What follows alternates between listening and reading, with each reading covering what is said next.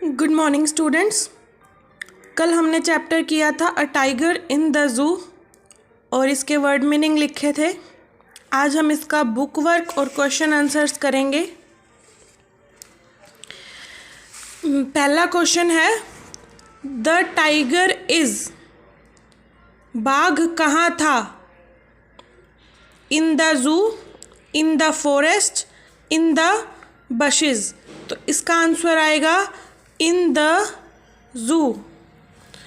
उसके बाद दूसरा क्वेश्चन है the tiger might be waiting for, किसके लिए वेट कर सकता है टाइगर? विजिटर्स के लिए? नहीं। डियर के लिए? नहीं, क्योंकि वो पिंजरे में बंद है। पेट्रोलिंग कार्स के लिए। तो इसका आंसर क्या आएगा? Patrolling cars.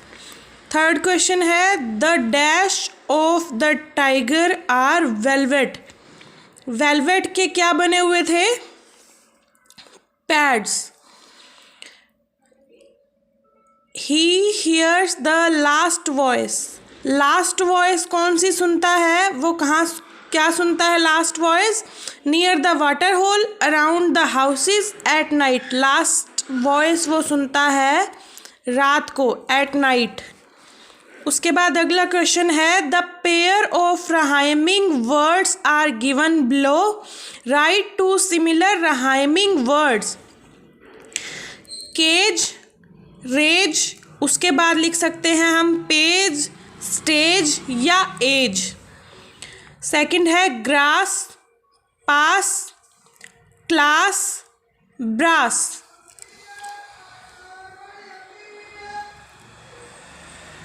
नेक्स्ट है कार्स, स्टार्स। हम लिख सकते हैं मार्स, जार्स या bars. Cell, bell, well, hell या शेल। उसके बाद है match the following columns. Vivid, vivid क्या थी? स्ट्रिप्स। तो vivid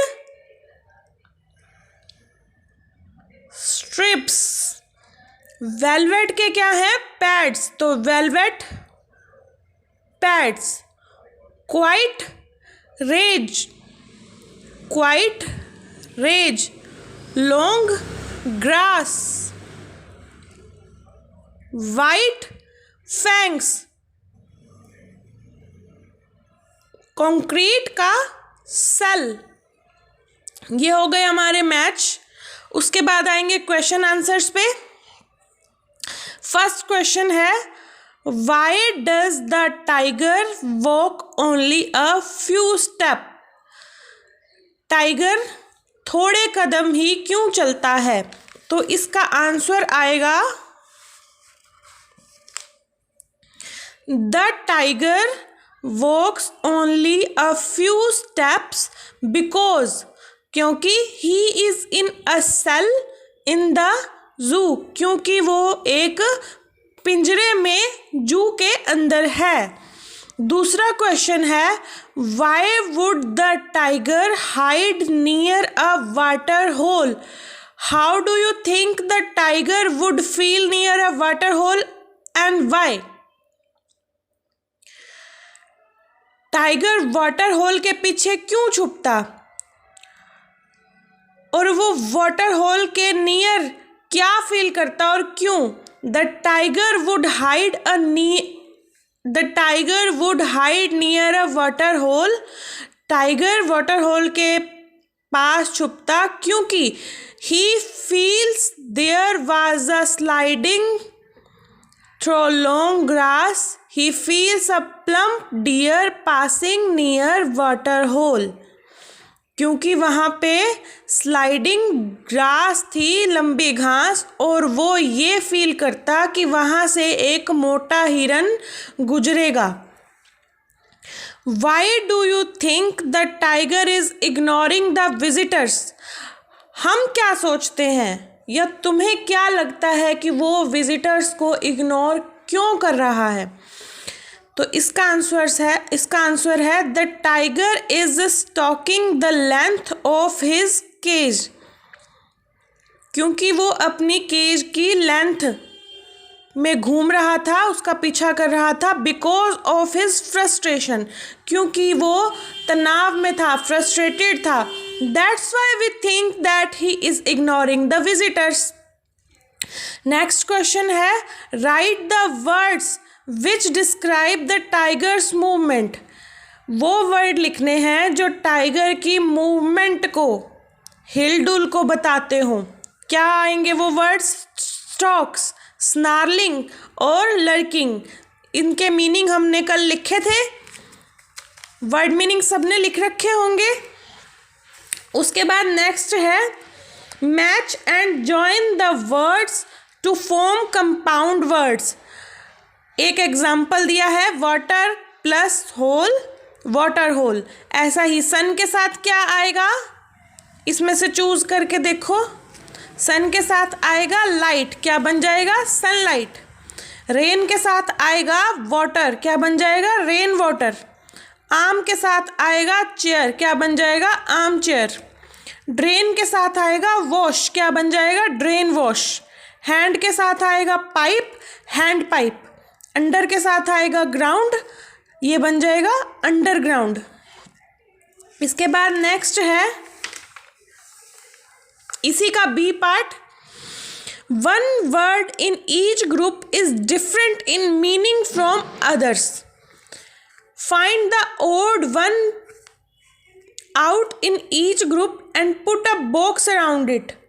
Also give reason to support your answer. अब इसमें ये बताना है कि इन 4 वर्ड्स में से एक वर्ड ऐसा है जिसका मीनिंग बाकी 3 वर्ड्स से अलग है. ठीक है.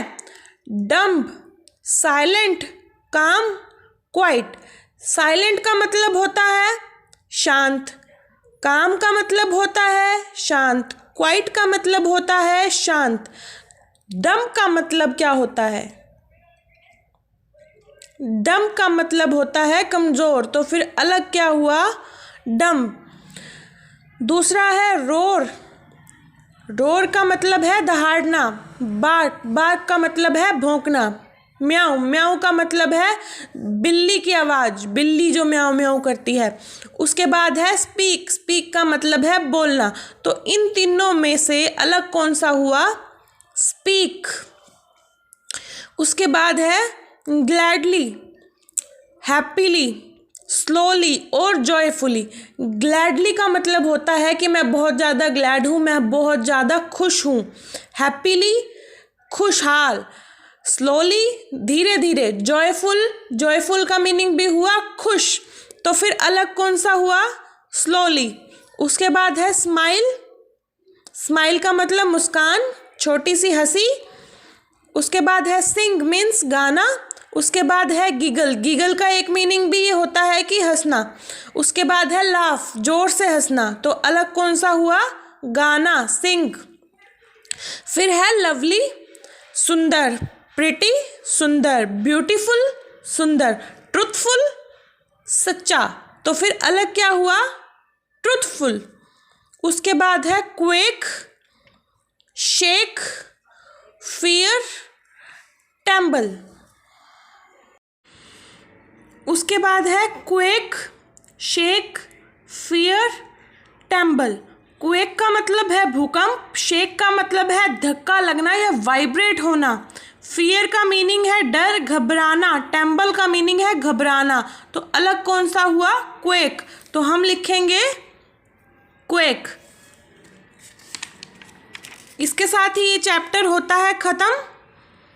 किसी भी बच्चे को अगर कोई प्रॉब्लम हो तो वो मुझसे कांटेक्ट कर सकता है. और ये पूरा चैप्टर फेयर कॉपी के ऊपर राइट करना है और आपकी सारी कॉपीज़ सैटरडे को चेक की जाएंगी. ठीक है.